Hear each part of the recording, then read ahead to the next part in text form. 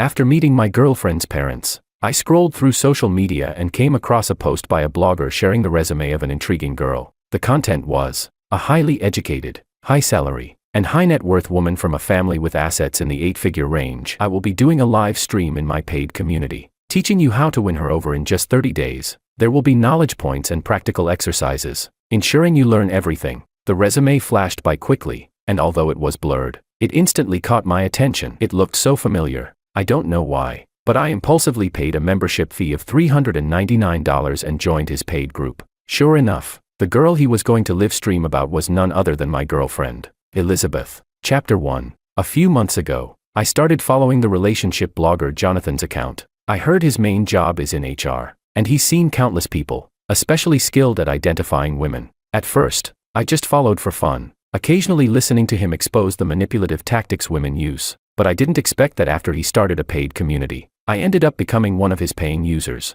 As soon as I joined the group, I saw Elizabeth's resume. Although the photos and key information were blurred out, I had helped her revise that resume so many times that every word was familiar to me. Jonathan was on a voice chat in the group, praising the resume's owner. Guys, she graduated from one of the top 5 schools, and now she's working at a Fortune 500 company. She's really impressive, right? I've interviewed her in person. And she looks good too, honestly. She's the most promising new graduate we hired this year. Today is the first day we're opening the group, and over the next 30 days, I'll be live streaming my process of wooing her. I'll teach you how to analyze women and how to win them over, step by step. The group cheered. A guy cautiously asked, Jonathan, what if the girl you like already has a boyfriend? Jonathan chuckled. Funny enough, this crush of mine already has a boyfriend. Don't worry, you guys paid a lot for this course, so I'll definitely teach you how to pry them apart.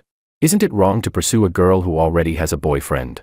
Another student spoke up for Jonathan. It's a new age. We men should go after the girl we like. Don't let outdated rules hold us back. Jonathan calmly explained. If she's not married, there's no legal restraint. We shouldn't morally bind ourselves. Maybe she's already ready to leave the wrong person. Leave the wrong person. He sure knows how to make excuses for himself. I was actually curious to see how he would try to take my girlfriend away in front of me. Here comes the first lesson. Jonathan cleared his throat. My crush's name is Elizabeth Lynn. Do you guys understand the significance of this name? I noticed her father's last name isn't Lynn. It's her mother's family name. This means she took her mother's surname, which shows her mom is dominant. My future mother-in-law will be tough. Make sure to take notes. This might come up in the test later.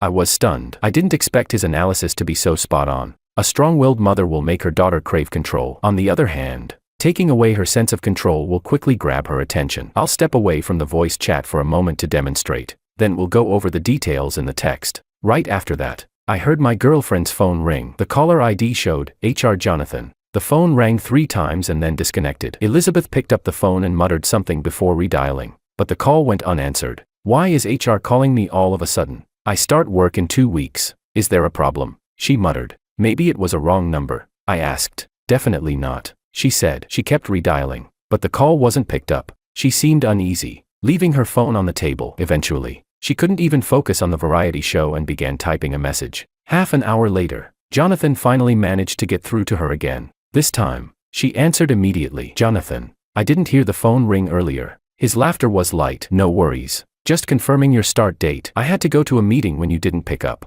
Her voice suddenly softened. You're still in a meeting this late. You've really worked hard. Teacher Jonathan. After hanging up, Jonathan posted the chat log between my girlfriend and him in the group. A delayed phone call was enough to break her sense of control. Winning her over starts by stirring her emotions. Did you guys learn that? I snorted and looked up, only to see my girlfriend holding her phone, chatting seriously. My heart tightened. Chapter 2. I casually leaned on Elizabeth's shoulder. What's keeping you so busy? She immediately locked her phone screen. HR created a new employee group. Ugh. A bunch of bored people there are egging HR on to share photos. Is HR handsome? She paused instinctively. He's okay, I guess. Jonathan never posted real photos of himself on social media, but Elizabeth's hesitation clearly indicated she was lying. Are there any handsome guys in the new employee group? Nah. I'll have to find you a couple's profile picture, so no one starts thinking about you, I joked, wrapping my arm around her waist, but she pulled my hand off, looking a bit awkward. Domingo, don't. That's childish, I smiled, suddenly realizing that she didn't want anyone to notice how close she was to her boyfriend. Even without Jonathan, I had a feeling our 3.5-year relationship was already coming to an end. The next day, Elizabeth's parents invited us out for dinner. On the way to the restaurant, Jonathan sent a message in the group. My crush has had it easy all her life. Everything's been perfectly arranged for her by her family. The more smoothly a girl's life goes, the more she craves surprises. Today, I'm going to surprise her with something. Everyone can wait in the group to see the result. As soon as we arrived at the restaurant, Elizabeth stepped out to take a call. When she returned, her face was full of joy. HR just called. The company is giving new employees a welcome gift, and only the most outstanding graduates get it. Elizabeth's mother smiled warmly. What gift is it? It's nothing valuable, just a company figurine. The important thing is the company's recognition. On Elizabeth's birthday, she asked me for a Tiffany necklace, but I didn't see her this happy back then. I lowered my head and checked Jonathan's group. It turns out he had also personally bought Elizabeth a Switch, but she had deliberately kept it hidden. One of the group members asked, "You're already giving such an expensive gift this early, what if you don't win her over?" Jonathan replied, "You have to look at it as an investment. My friend, you need to pick a stock with potential. Now, you've impressed her with a few $100 while she's still inexperienced, and she'll remember it for a long time. The future return on this investment is huge." Then, he shared a video of Elizabeth chatting with him in the group. In the chat log, Elizabeth sent a cute emoji saying thank you, but Jonathan said it wasn't sincere and insisted she say it out loud. Elizabeth then sent a voice message. I opened the video, held the phone up to my ear, and heard Elizabeth almost whining as she said, "Such a nice surprise. Thank you, Jonathan." The group members went wild. Jonathan is amazing. The goddess is acting all sweet. It's only the second day. I think she'll be won over way before the 30 days are up. Jonathan remained calm. Still early. Still early. The real sign will be when she stops calling me teacher. Meanwhile, Domingo. Elizabeth's mother suddenly spoke up. You're both graduating soon, and I've been looking at apartments for you. I thought I'd find one close to Elizabeth's work so she doesn't have to commute too far. I casually responded, "Thanks for all your help, Auntie." Elizabeth's mom smiled with satisfaction. I knew you'd be thoughtful toward Elizabeth. Such a good boy. Elizabeth didn't say anything in my defense. She just muttered while playing with her phone. You praise him more than you praise your own daughter. I smiled, but I couldn't help but admire Jonathan. Elizabeth's mother didn't like her previous boyfriend, and she liked me simply because I was patient and easygoing. Living near Elizabeth's work meant I'd spend 2 hours commuting every day. I didn't mind, because I didn't plan on continuing this relationship for much longer. Chapter 3. Before leaving school, I started looking for an apartment near my new office. Elizabeth, in perfect sync with me, didn't come to find me and spent her days watching variety shows at home. I spent a few days getting the apartment sorted, and finally, as I lay on my own bed, I felt at peace. Jonathan started sharing a new lesson in the group. Today, I'm going to talk about how to spark someone's interest. Don't focus on what she does for fun, but rather what she truly desires. Take my crush as an example. Think about it. She grew up in a family with everything she could ever need. Her life was smooth, and she probably had access to the same things as any other elite kid. At 5, she learned piano. At 6, she learned English, and as she got older, she spent her time at swimming, equestrian, and ice skating classes. Her life was packed with activities, but music and common sports, honestly, none of them could really catch her interest. So what does spark their interest? Listen up, girls. It's excitement. Next, Jonathan shared a few photos from a racetrack, circling other people's scores as his own, and posted an update. A few seconds later, Jonathan screenshot the post and shared it in the group. In the screenshot, Elizabeth was messaging him about racing. You're so cool. Take me with you next time. Jonathan sent an excited emoji in the group. See, instant reply. Meanwhile, a few hours earlier, I had posted a status complaining about how exhausting moving was. Even Elizabeth's friends commented asking when I was moving, but she didn't respond to me. A member asked Jonathan, what about mama's girls? You know, the ones who always listen to their moms. Can they be targeted? Jonathan analyzed the situation and reminded everyone that the key to breaking a mama's girl was getting her out of her mother's control zone. Then he bragged. I've already convinced my crush to change her job location. She's coming to my city. Reading this, I couldn't help but call Elizabeth. When her lazy voice came through, I wondered whether she would tell me on her own. Elizabeth, I start my job next week. What are you up to? Watching a variety show with my best friend. What else? A few minutes earlier, her best friend's boyfriend had messaged me, asking if Elizabeth and I wanted to join them for a late-night snack. I paused for a moment, then finally asked, when do you start? She answered casually, I forgot. I'll check in a bit. There seems to be some adjustment with the company's start date, so I'm not sure how it's being handled yet. It turned out that we had reached a point where each day required more lies to fill the gap. Elizabeth, I paused. Speaking seriously, if one day you stop liking me, can you just tell me honestly? The silence that followed felt so long that I thought time had frozen. What nonsense are you talking? If I didn't like you, why would I have you meet my parents? Stop overthinking things. Suddenly, I couldn't stand her carelessness anymore. I whispered, let's break up. Chapter 4. Elizabeth refused to admit there was anything wrong with our relationship and disagreed with breaking up. She asked to meet and talk things through. Ironically, the first place I saw my own accident was in Jonathan's group. Come on. She complained to me about her boyfriend being clingy and insecure. How should I respond to this? Everyone, help me out. The members of the group immediately sensed some gossip in the air. For those of you trying to steal her away, don't miss this rare golden opportunity. I'll send you my chat log. I recommend you all study every word carefully.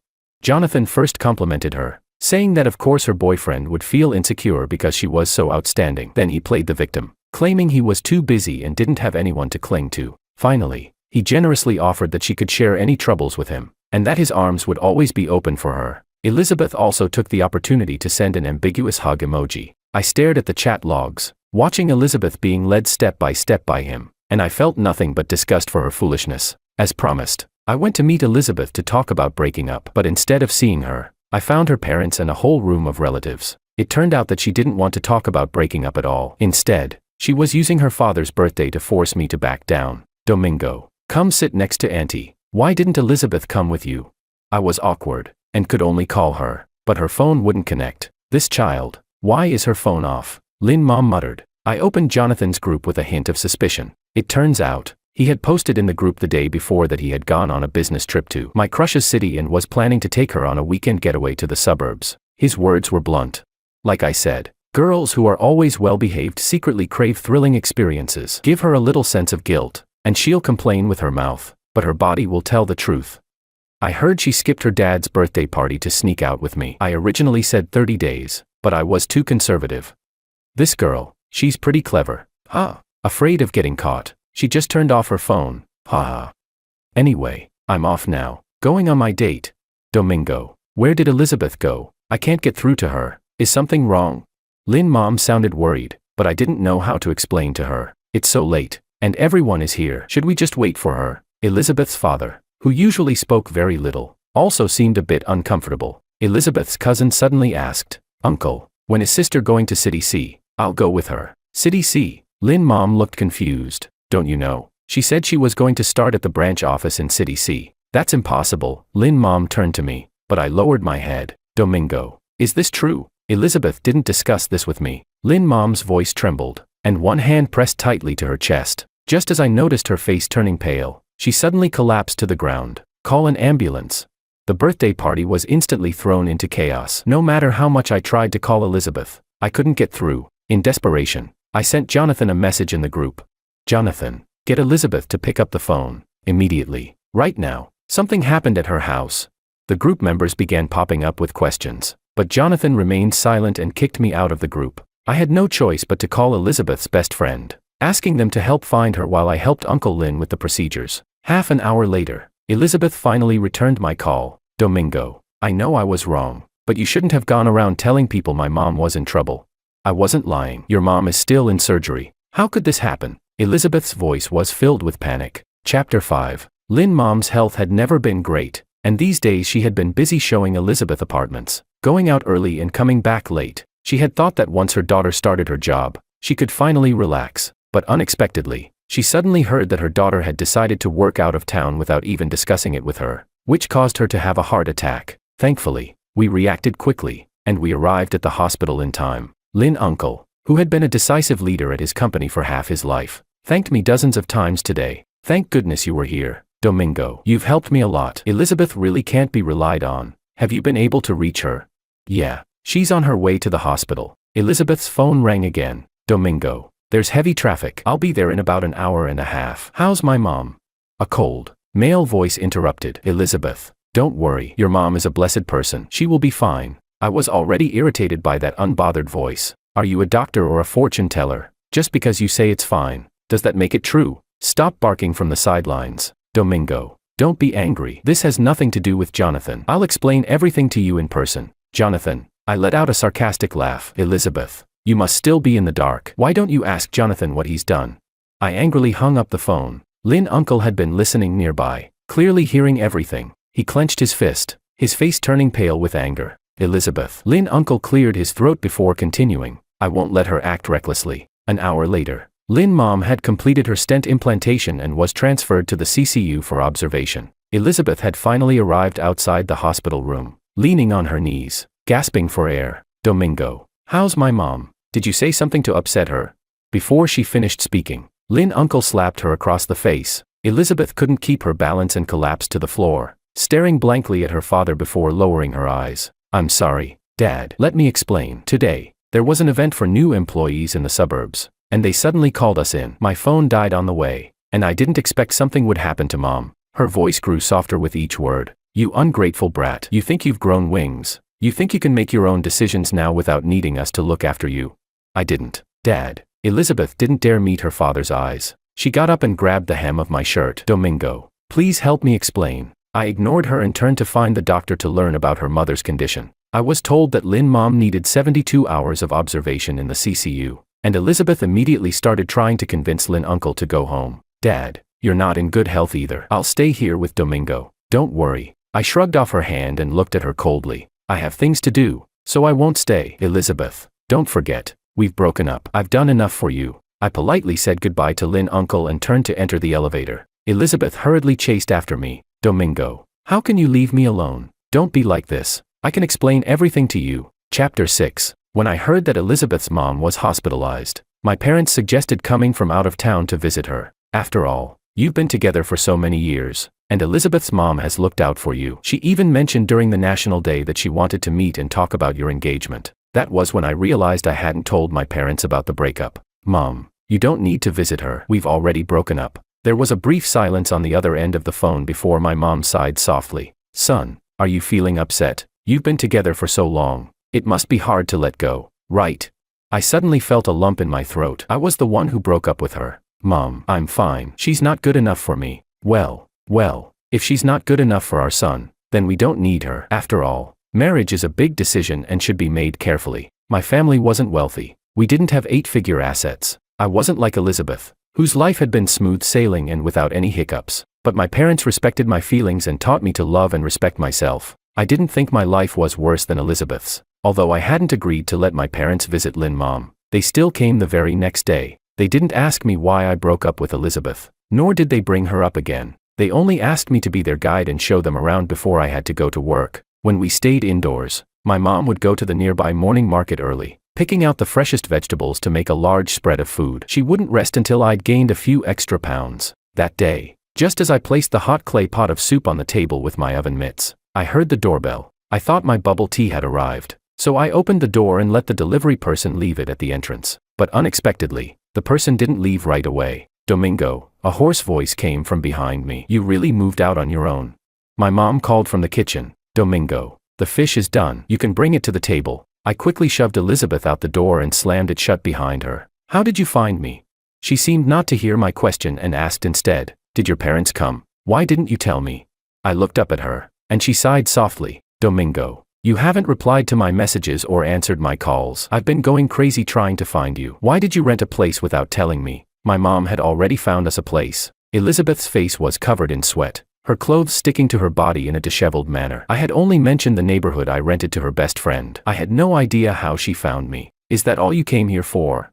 No. She wiped the sweat off her face. Domingo, I came to ask for your forgiveness. I'm sorry. I shouldn't have changed the job location. I shouldn't have gone to that new employee event. I know I was wrong, but I'm not beyond redemption. You can't just break up with me like this. I calmly looked at her. Elizabeth, the company has informed me that I'm being transferred out of town for a year. I leave next week. What? She grabbed my wrist tightly. Where are you going? When will you come back? Did you agree to this with the company? Why didn't you discuss this with me first?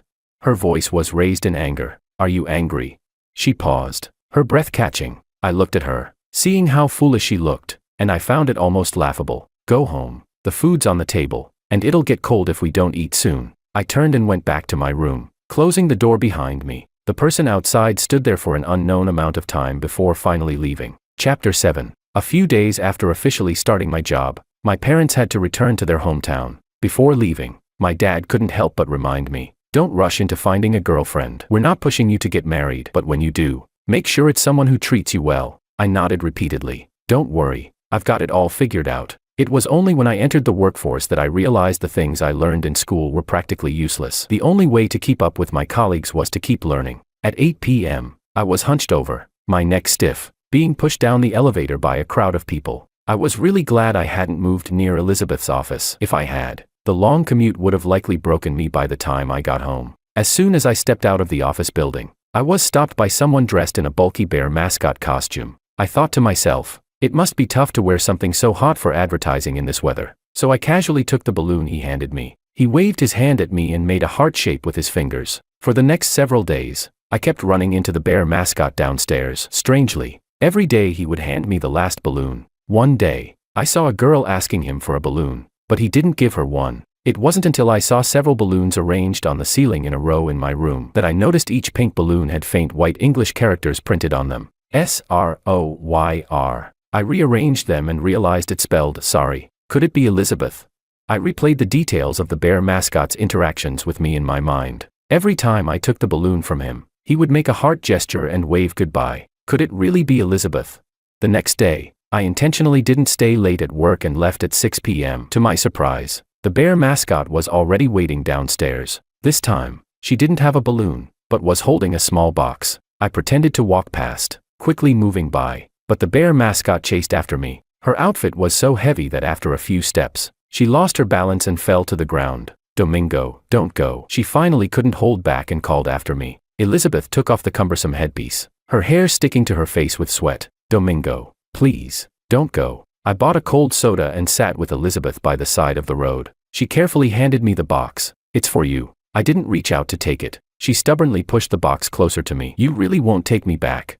I nodded, and her hand fell away. Elizabeth, I softly called her name. The truth is, I really liked you before. You were exactly the kind of person I liked, with just the right look, the kind of family I envied. I thought, among all my classmates, anyone could break up, but we definitely grow old together. We will, she quickly replied. I smiled. But unfortunately, you just didn't love me enough. I'm sorry, Domingo. Elizabeth lowered her head, sweat dripping from her forehead. I admit I knew Jonathan had feelings for me. Everyone in the group said he was handsome and praised him. He liked me, and I got a little carried away. I don't know why, but there's this energy in him that I've never seen before. It just draws me in. But Domingo, believe me, I never thought of breaking up with you, and I never thought of being with him. We've been together for 3.5 years. We know each other too well. I just got distracted for a bit, and now you're pushing me away. Don't you think that's really cruel to me?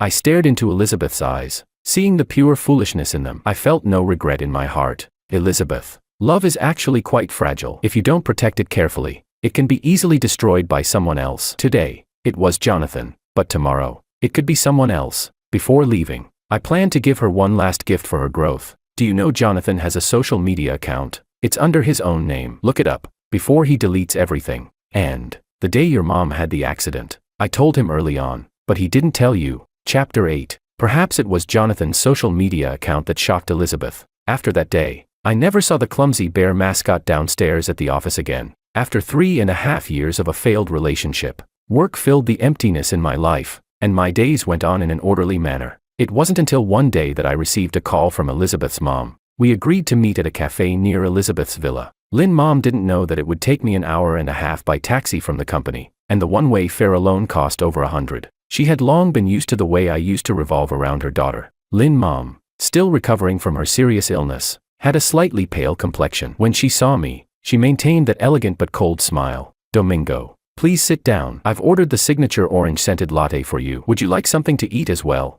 No, thank you. She took a small sip of her coffee before slowly speaking. I heard from Elizabeth that your parents came to visit not long ago. Unfortunately, I was still in the hospital at the time and couldn't meet them. If I had known, I would have made sure to properly host them. Domingo, next time, please let me know in advance. All right. I directly refused. Auntie, there's no need for that. After all, Elizabeth and I have broken up, and there's no need to involve both families. Lynn mom's expression paused for a moment. Then she smiled gently again. I know about you and Elizabeth. Listen to Auntie. Whether it's love or marriage, don't be too harsh on yourself. An outstanding woman will always have men around her. Are you going to throw away your cake just because a fly landed on it?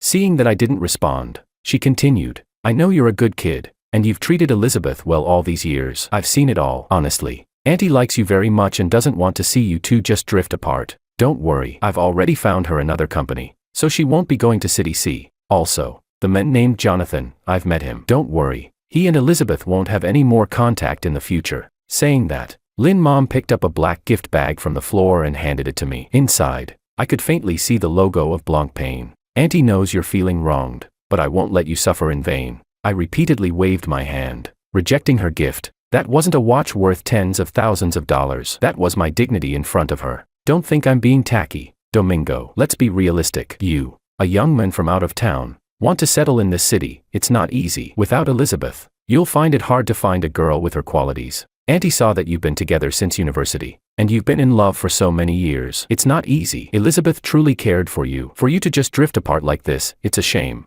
I smiled and met her gaze. Auntie, no matter how expensive the cake is, I won't take it if it's been stung by a fly. Lynn Mom's face darkened. And, over the years, you probably never noticed, but I'm actually lactose intolerant. I don't drink lattes. I politely said goodbye to her and spent another $100 on a taxi back home. The fare was a bit painful, but at least it was the last time. Chapter 9. After Jonathan kicked me out of his paid community, I stopped following him. One day, however, several of his students suddenly added me as friends. After asking, I found out that not only had he kicked me out of the group, but he had also dissolved the entire group. Everyone was trying to contact him to request refunds and defend their rights. Jonathan's account stopped updating completely, and he began playing dead. No response, no acknowledgement. One angry student dug up various comments and timelines from the group, edited them into a video, and posted it online. Famous HR from a well-known company, Old Bull Eats Young Grass, relentlessly flirting with a girl who's already in a relationship. Beware, young female graduates, the world is dangerous. You're walking straight into the trap of a top-tier predator. One video after another, along with explicit chat logs, were posted, quickly becoming a trending topic. The comments section exploded. Disgusting. Knowing she has a boyfriend, and still flirting, that's totally shameless. The company is hiring, not picking a bride for him. This person has no moral boundaries. Good people get deceived by this kind of manipulative guy. So tragic. Girls aren't innocent either. When someone gives her such an expensive gift, don't they know the intention behind it? Yeah, talking about her boyfriend in the middle of the night. I'm about to throw up. Then sending hug emojis, clearly not a good person. How about we lock up these scumbags and bitches so they don't go out and ruin the world?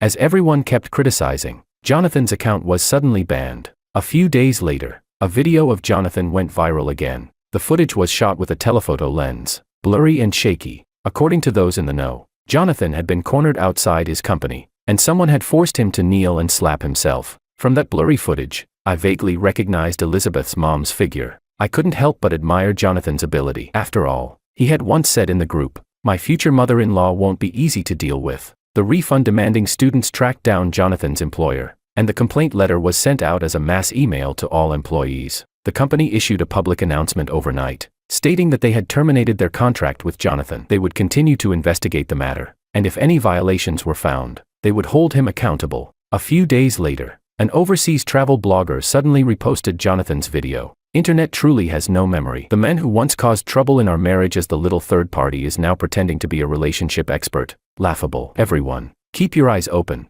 This person's worldview is seriously warped. Do not let him cause more harm. The travel blogger used the opportunity to rant a bit, but after his wife bought a new Porsche 911 and handed him the keys, he posted a new update, signaling he was done. Past is past. Forget it. Let's not talk about it anymore. No wonder Jonathan had once said in the group that he was looking for potential stocks. Turns out, he had tried to find a mature benefactor, but couldn't compete with the original partner. Looks like everything has its match. Chapter 10. Although Elizabeth wasn't innocent, she became a semi-victim in the storm surrounding Jonathan. Her family's 8-figure assets were enough to allow her to live a smooth-sailing life, but they couldn't help her weather the storm of public opinion. Originally, she was a top pick for major companies right after graduation, but now, she could only settle for a job at a small company owned by someone from the Lin family's circle. 3 years later, I had saved up some money in the city, and with my parents' help, I could afford a small down payment on a house. The day I received the deed to the house, I suddenly remembered the Blancpain watch Lin Mom had pushed toward me. She was right.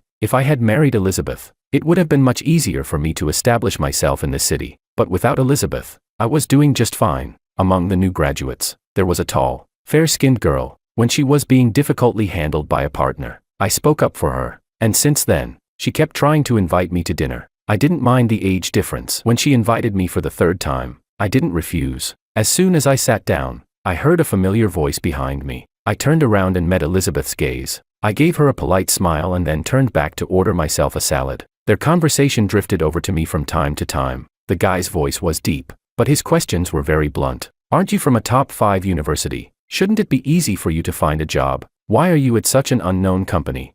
I heard from your introducer that your family is rich. How rich are they? Don't think I'm prying, but a house in a big city costs millions. Right. If we get married, will the house deed have my name on it? Will I have to pay the mortgage? Would you mind going for a premarital checkup with me? I didn't dare to look back at Elizabeth's face. In the matchmaking market, no one cared about her feelings or preferences. She was just a set of numbers. The young girl across from me kept talking about random topics. I realized she was talking about her boyfriend, who was still in his sophomore year. I regret it. I shouldn't have dated a younger guy. He's too immature sometimes. We're not even on the same wavelength. But sometimes I feel like we really click. Don't you think so, Domi brother? It was almost laughable. At that moment, Jonathan's words echoed in my mind. She still has a boyfriend but would go out to eat with me alone, even confiding in me about her feelings of riding a donkey to look for a horse. I finished my meal without showing any reaction, wiped my mouth, and leaned back. Helping you earlier was purely from a senior's care for a junior. Whether it's you or anyone else, I would have helped. Don't casually complain about your boyfriend to others. If you have a problem, you can solve it privately. I'm actually not interested in your life. I stood up to pay the bill. And by the way, just call me by my full name from now on. Behind me, Elizabeth was still tiredly handling one sharp question after another from the guy. The young girl probably remembered the tenderness of her boyfriend and replied to the messages he had sent her earlier. As for me, I would still wait for my own kind of affection.